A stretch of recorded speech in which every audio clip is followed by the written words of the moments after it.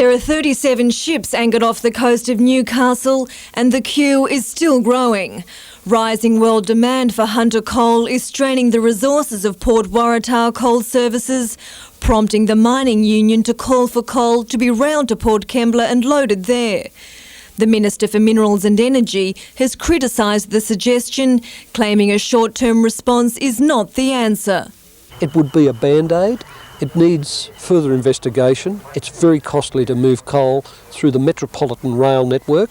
Any move to rail coal to the south coast would trim already slender profit margins. Mr Martin says the focus needs to turn to better scheduling for ships rather than taking coal to a loader not designed for such large quantities. The capacity there is not great. The southern coalfields and western coalfields aren't anything like the Hunter coalfields, and it's important that we get that synergy right in the coal train. Port Waratah Coal Services refused to comment on the issue today, but late this afternoon they announced the resignation of General Manager Philip Hughes. After 20 years with the company, he'll take up a position with Energy Australia, but will retain his chairmanship with PWCS. No replacement has been announced. Sarah Griffiths, NBN News.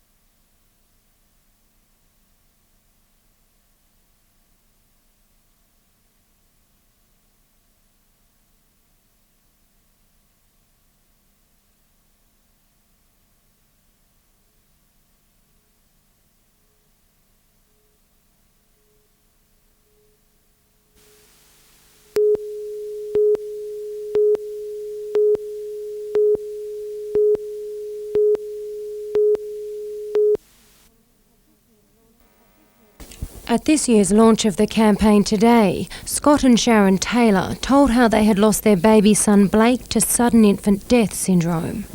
We had a SIDS death 3 years ago, our son Blake. He was the first of our twins that we lost. One was a stillbirth and Blake was SIDS. SIDS is the #1 cause of death in infants between 1 month and 1 year of age. The Taylors say the most frightening aspect of this killer is its mystery. It's the unknown. Everybody who's been involved in SIDS always asks the questions of why. Why was it our child? Why did it happen? What did we as parents do wrong? While there is still no cure, it is possible to reduce the risks.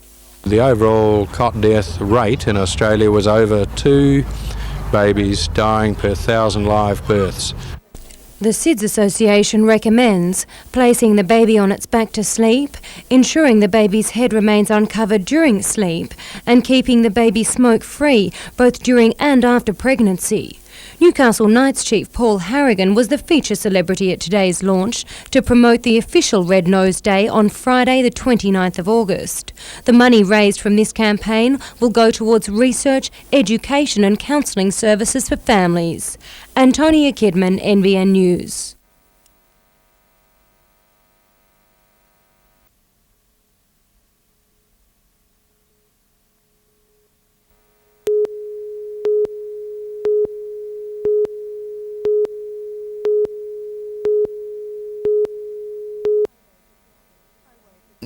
Highway Patrol Police from Raymond Terrace began pursuing the speeding stolen Camry at Hexham. The chase then moved on to the F3, with the car reaching speeds of up to 170 kilometres an hour. 5 police vehicles were involved in the pursuit at one stage, before the car came to grief after overtaking a police car at Kangiangi. The vehicle lost control on the grass medium strip in the centre of the freeway, and there was an accident.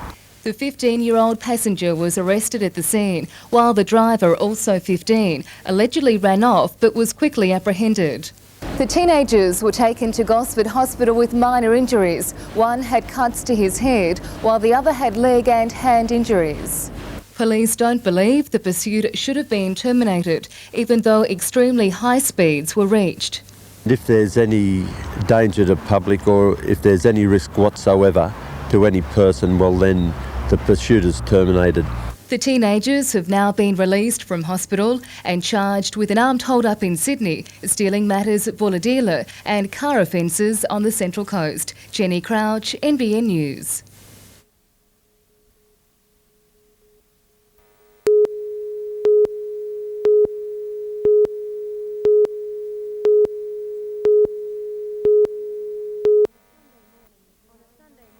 On a Sunday morning in July 1994, the science block at Toronto High School was set ablaze.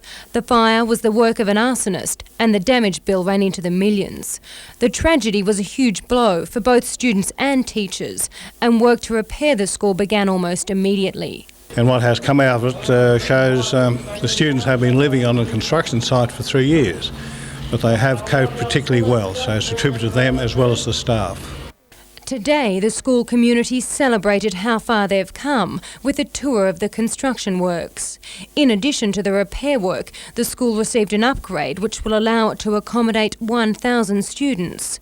This multi-million-dollar expansion means many new buildings, including a conservatorium, administration centre, art and computer block, all equipped with state-of-the-art facilities.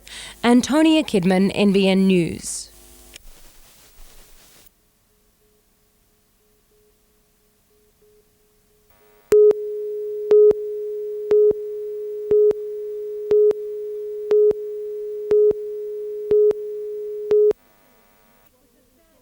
It was a sad ending to what many thought would be a story of triumph.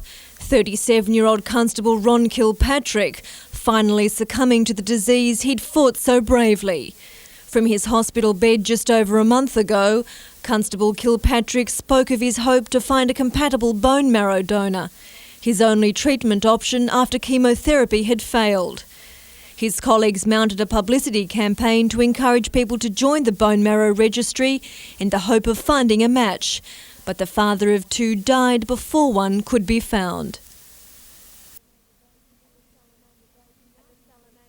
At the Salamander Bay Uniting Church this afternoon, 500 police from throughout New South Wales and hundreds of family and friends fought back tears to pay tribute to their mate.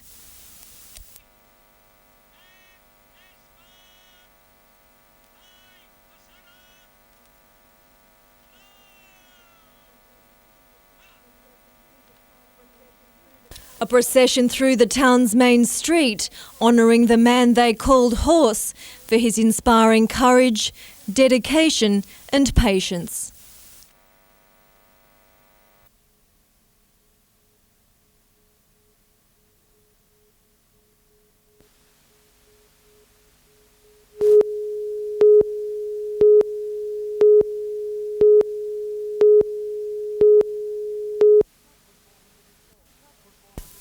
Tough football but little scoring in the first 40 minutes at Harker Oval. The crowd treated to plenty of enterprising raids, but only 2 points from the boot of Scott Bradley. It wasn't long after the resumption that the Rosellas extended their lead, the Bulldogs' defence crumbling under the strength of Tim Blassack. 6-0, Les Smith put a solo effort on of his own, the Western Suburbs centre at his elusive best for the local second try.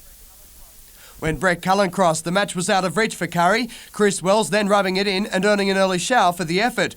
Westmead Lakes next weekend for a berth in the competition decider.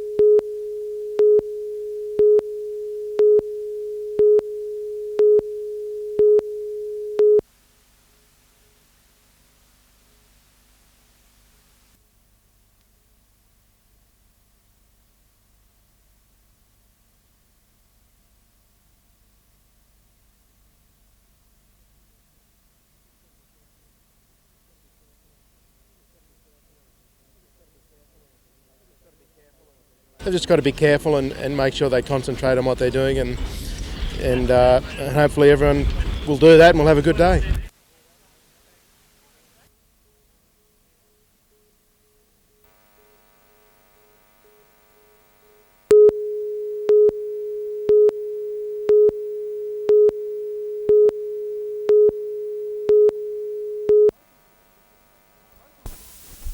Local league officials went behind closed doors moments ago to thrash out an alternative plan for the NRL Grand Final. It's set down for September 7. However, if the Knights make the top 3, they'll play on the same afternoon, and the NRL has stated it won't go head-to-head. While it all depends on the last 2 rounds of the ARL, it's understood a Friday or Saturday night local league Grand Final is the preferred option. Confusion still reigns in the Group 21 Rugby League competition after the Supreme Court suspended play because Muswellbrook fielded an unregistered player earlier in the season. When Aberdeen lost to Singleton in the minor semi-final, it lodged the complaint, saying the oversight cost them second place on the ladder and they should have competed in the major semi-final. Now Group 21 has suggested those results to be made null and void and all games be replayed. It would mean that Aberdeen would play the major semi-final against Denman, while Muswellbrook would drop back for a minor semi-final clash against Singleton. Reserve grade is also affected. Aberdeen would meet Singleton in the minor semi, while Denman would play Scone in the major semi-final. The Group 21 plan will be put into action, but only if Aberdeen agrees. Otherwise, it's back to court. On a more positive note, the Central Coast finals have started without a hitch. Gosford won the minor semi by beating Erina 20 points to 18. Jonathan Upton, NBN News.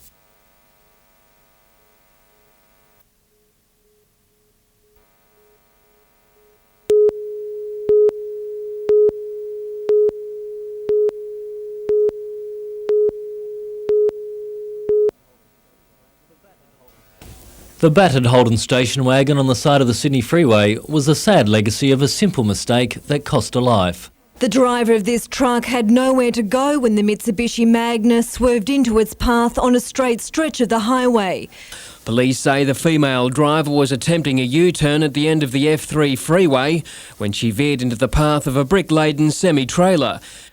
It's a story that's become too familiar on our roads this year. The Hunter, the second deadliest area to drive in the state, behind the Northern Rivers. We had 46 people murdered in this region. Every member of the community would be outraged and be wanting to lock themselves in their house and be very horrified at the prospect that 46 people were killed in their region. But there's a certain complacency about deaths on our roads, the same complacency which is blamed for 2 out of every 5 fatal crashes. We're not talking about bad roads, we're talking about driver attitude, driver behaviour. And it's not just people who are learning how to drive who are to blame. 25 to 39-year-olds are just as likely to cause a fatal car crash.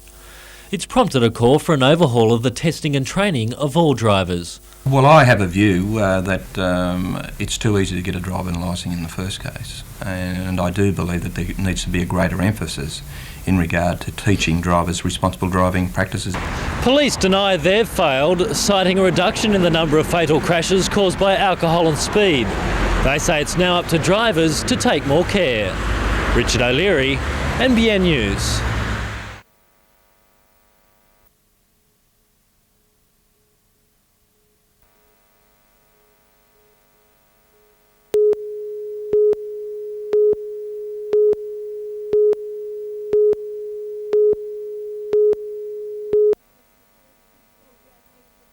Still gasping for breath, this dog looks like surviving a poisoned bait that so far has killed 12 other dogs in southwest Moree since the weekend.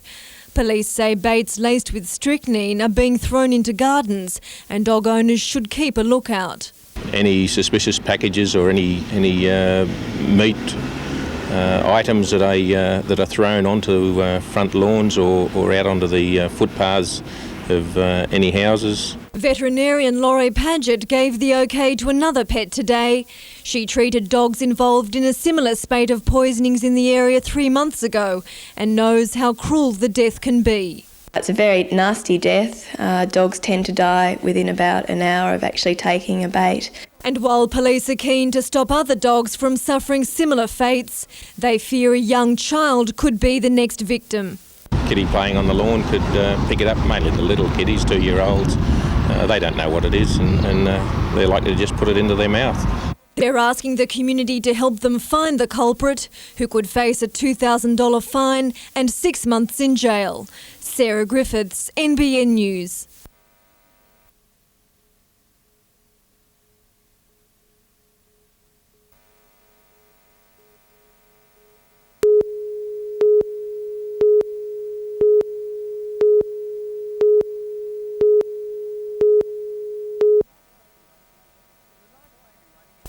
The Knights may be running into end-of-season form, however player availability is way from 100%. In announcing his team for this weekend's clash with Souths, Malcolm Reilly has bracketed several of the forwards together as Mark Glanville tries to overcome his neck injury. With the nature of Mark's injury, I find it difficult to believe that he could recover in such a short period of time, but he's saying the right things, so we'll just have to wait and see. Newcastle's win on the weekend and North's loss to Wests has given the Knights a real chance of making the top three, although players and staff alike play down the importance of the double chance. I think the team that wins is not going to lose a game between now and the end of the season, so therefore, it'd be good to have two bites of the cherry, so to speak, but I think we're going to lose one anyway, so... With the end of the season is also coming player contract negotiations. According to the Knights, all are proceeding well, including those with the Johns brothers. We're confident that we'll be able to secure them. Meantime, a beaten and battered Hunter side has returned after that loss to Brisbane. Several injuries have forced changes to the team that will play its final Australasian Super League match against Cronulla. The game will be the last on Newcastle turf for veteran Robbie McCormack. Moth is hoping to pursue a career in England.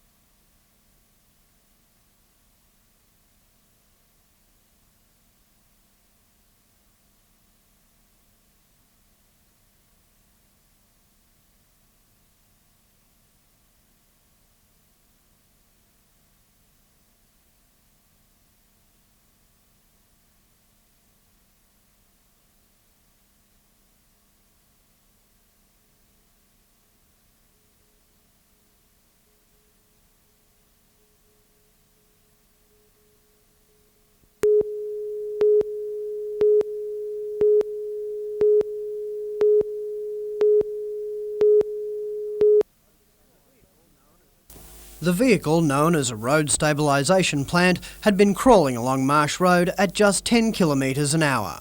It took only a momentary lapse in concentration to send the 40-tonne monster drifting toward a table drain. A witness behind us tells us he'd simply looked behind to check for traffic, which he'd done many times, apparently coming along the road. Although his workmates were on the spot and police and emergency services were on the scene quickly, there was nothing they could do for the driver, crushed beneath the massive weight. Police say once the vehicle's wheels left the bitumen, the machine's high centre of gravity virtually sealed the driver's fate. As soon as he got off the bitumen section, the machinery, because of its sheer weight, would have started to sink and slide at the same time. There's not a lot the driver could have done. Police say the 49-year-old man died instantly. He was from Niagara Park on the Central Coast. Meanwhile, red faces for rail authorities in Newcastle after a train collided with a track maintenance unit during shunting operations. Both machines were derailed and the rail loop at Carrington was blocked for several hours. No one was hurt in the collision and the maintenance unit sustained only minor damage. Phil Hind, NBN News.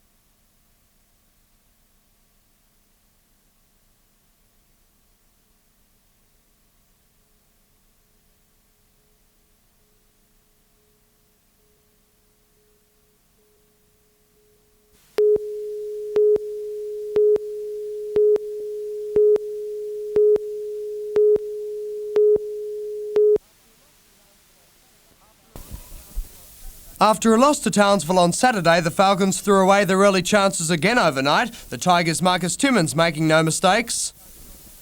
But Falcons coach Sean Dennis still braved a smile until Mark Brakey wiped it off. Tony Jensen kept the visitors in it, but Brakey helped the Tigers take a 64-51 lead to the main break. Not as much cheering when Newcastle found its mark. David Simmons for 2, Big Ben Pepper also timed in, but the Falcons' efforts were overshadowed by the flair of Marcus Timmins and Leonard Copeland's magic on the buzzer of three-quarter time. Melbourne was celebrating already. Newcastle's mistakes at the start of the fourth term made certain the party wasn't premature. The locals online for their 5th consecutive victory. It was another night Newcastle would rather forget. Leonard Copeland racing to a personal haul of 29. Fellow guard Andrew Gaze matching his efforts as the Tigers won by 21. Newcastle is now the rank outsider to win the NBL. The Falcons' latest quote, 330-1. Jonathan Upton, NBN News.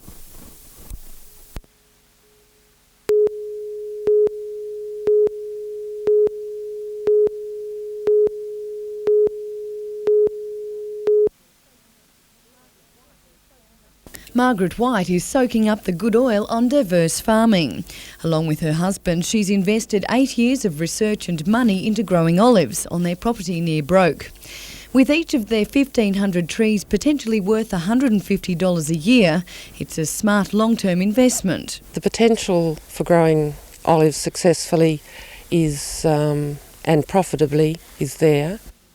The valley's hot summers and cool winters are ideal for production. Good soil drainage is crucial, along with consistent irrigation throughout the year. But the industry is not one for the impatient. Growers generally waiting 10 years before they see a return on their investment. Olives have been grown in Australia for the past 200 years, but the industry didn't really take off because of low consumer demand. Now times have changed, and the olive is a regular feature on most restaurant menus. The fruit has become so popular that growers are struggling to keep up with the demand. To capitalise on the boom, hunter producers are forming a business cooperative, the first of its kind in Australia. It's strictly a business operation to crush the olives to produce oil in the initial instance and to market that oil throughout not only the valley but throughout Australia. Growers will meet on the 6th of September at Singleton RSL to discuss the venture. Vanessa Spark, NBN News.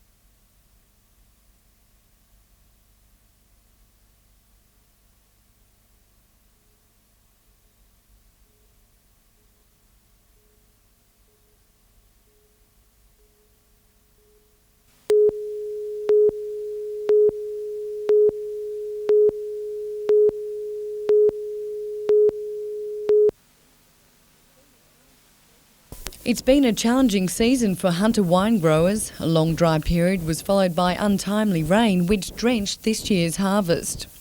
Now the fruits of their labour are under scrutiny, and there seems to be a general consensus about this year's vintage.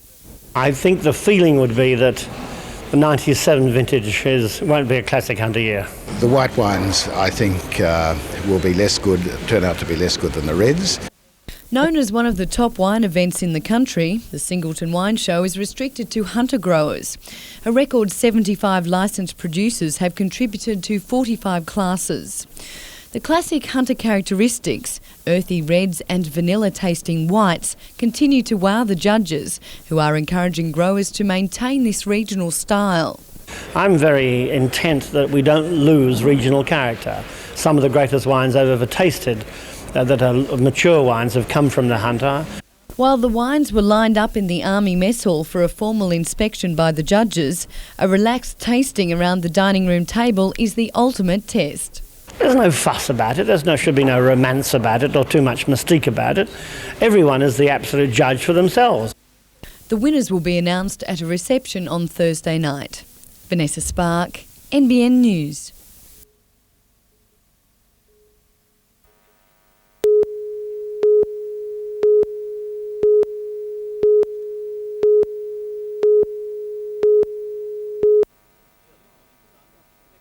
The early morning sun was expected to shine some light on this dark mystery. SES volunteers and police descended on the steep slope on the side of the popular tourist road in the Wattagan Mountains, 15 kilometres south of Cessnock.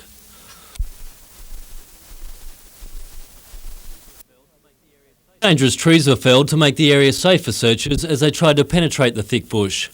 Samples were taken of the soil from where the badly decomposed bodies were found as police tried to find clues to help solve this macabre discovery. We'll be here as long as it takes to examine the entire crime scene. Bushfire volunteers found the first skull in a suitcase during a backburn in the forest late yesterday. The remains of 2 more people were found in bags nearby, sparking fears there could be more victims. Just hours into the search, it was thought those fears may be realised, with the discovery of bones just metres from where the other remains were found. They've examined that piece of bone. They believe it's not human, and so we believe at this stage it's not related to the inquiry. But late today, the last piece of the puzzle. And at this stage, from analysis of clothing and preliminary forensic results, we believe that the 3 persons concerned are the 2 children and the lady of Parks from Eastwood. 31-year-old Susan Park and her children, Andrew aged 3 and Amy 2, disappeared from their Sydney home in October last year. It's not known how they died or how long ago they were dumped in the scrub. Formal identification could take weeks, as dental records may have to be obtained from overseas. Police are searching for the father of the family, but it's believed he may have already fled the country. Richard O'Leary, NBN News.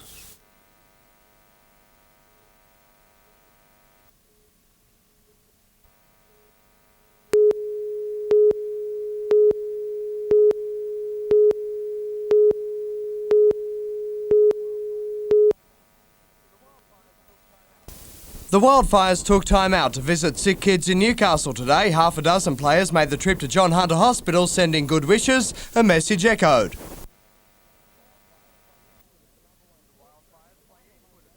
The Wildfires play Eastwood at the #1 sports ground in the final home game of the season, the visitors sitting in second place on the ladder. Eastwood have got a lot to play for, and they would have got a jolt last week getting beaten, so they'll be well and truly focused. But they are a team that we haven't beaten since we come into the Sydney comp, and it'll be nice to roll them at home in our last home game.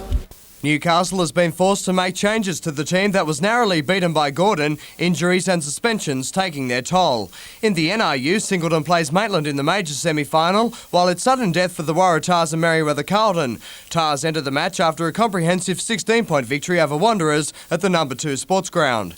Finals continue also in the NBN Soccer League. Out of form Edgeworth tackles Western in the elimination minor semi-final, while a berth in the grand final awaits either Broadmeadow or Highfields. And the Newcastle Breakers have announced coaches for the club's inaugural year in the National Youth League. Among the highlights, the appointment of former Socceroo and Adamstown Rosebud coach Graham Jennings. Jonathan Upton, NBN News.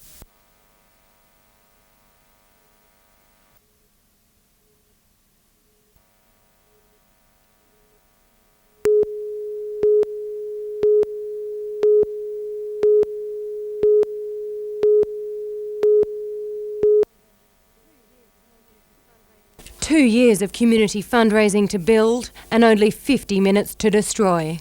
This is something that will affect the whole Kurri Kurri community. It's a project that the community put a lot of work into, actually getting the Performing Arts Centre. It took a couple of years to raise a lot of money, and it was jointly funded by the department and the community. Opened last year, the Performing Arts Centre was one of the school's most valued assets. I think that the students will be just shocked because it's performing arts is a big thing in this school, and we're very proud of our performing arts. The fire broke out just before 6 a.m. Two stations fought to contain the blaze, which completely destroyed the drama room and partially damaged the music centre. We found the end of this building well alight. We contained it to this end of the building and thankfully saved the musical section of the building. The damage is expected to run into the hundreds of thousands of dollars. At this stage, the cause of the fire is unknown. However, an investigation is underway. Antonia Kidman, NBN News.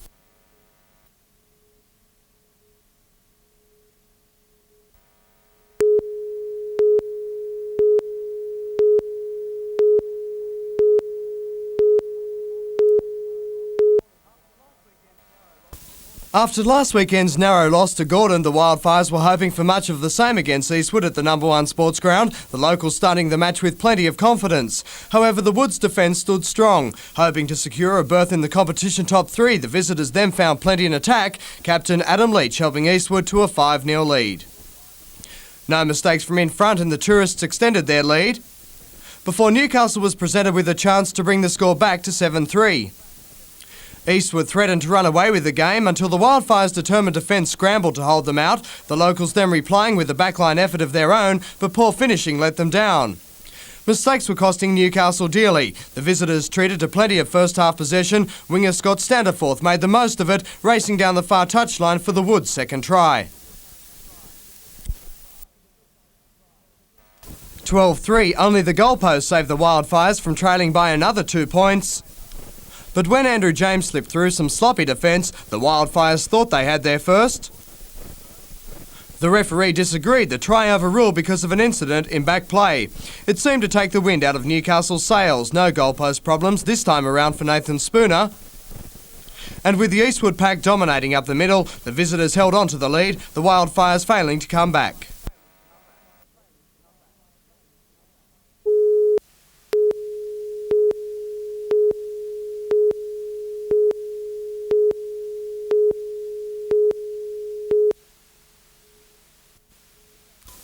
Newcastle is quickly becoming the hardest team to catch in the NBL, given little chance of beating Perth. The Falcons hit back at the critics. Butch Hayes was instrumental in Newcastle's early charge, while David Van Dyke returned to familiar ground. Ben Pepper chipped in thanks to Tony Jensen, and the boomer landed several himself to give the locals a narrow lead at the main break. Butch Hayes was ruthless in the second half. The Falcons captain brought everyone to their feet with an outstanding individual performance, plenty of personal points and just as many assists. Perth, though, remained in it thanks largely to Ricky Grace, until Hayes won the match for Newcastle, landing 2 free throws in the dying seconds for a thrilling 3-point win.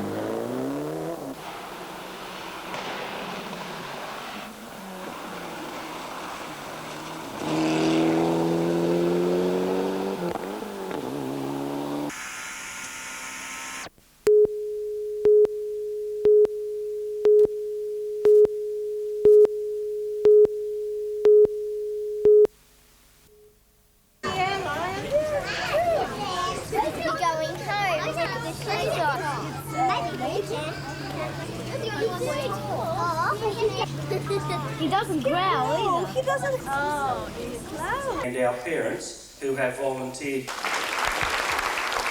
and that you learn and experience a little of the life that we lead in Australia.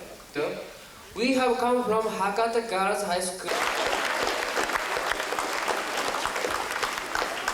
Contribution towards world peace and unity.